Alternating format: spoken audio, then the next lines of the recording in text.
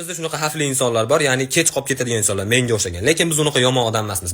Biz ham sizlarni singari vaqtida turamiz bu dunlikka, lekin miyamizda shunaqa bitta fikr keladi. Davay 5 minut uxlasang hech narsa o'zgarmaydi. Bo'pti deb turib 5 minutga shunday ko'zingizni yumib turib 5 minutdan keyin bitta ochasiz, keyingi yilga o'tib ketgan bo'lasiz. Bu bizning aybimiz emas. Mana misol poyezdda, samolyotda qayerdir ketmoqchi bo'lsangiz, ertalab ko'zingizni bitta ochsangiz, poyezd ketishiga 5 minut qolgan bo'lsa, bu уже unchalik qo'rqinchli emas. Bo'ldi, bu hosib o'tkazib yuboribman, ketaversin. Uxlolaman dalish. 25 minut qolgan bo'lsa, haligi fikr keladi. Ulgurasan. Bola, ulgurasan deydi. Lekin ulgurmaysiz. Taksidan tushishingizga atay qilib asha mahal ketadi poyezd. Shofir ham atay oxiriga chiqib qo'ygan. He? Qolib ketding, itken yag'i, biz ketyapmiz. Bo'ldi endi. Yuraverashadi. Senga ko'rsatib ketdi atay deydi. Yaxshi ham mendan tupoy odamlar bor jamiyatimizda, ko'rsam maza qilaman. Kofe ichib qolib ketadiganlar bor, bilasizlar? Biz mana kofe ichyaptik, ketvardimi? Ha, ketvardi. Kofe qanaqa ekan? Grechkani ta'mi kelyaptimi? Bo'ldi, bu yoqqa Kuala Lumpurga piyoda birinchi kunda videoni boshla oling.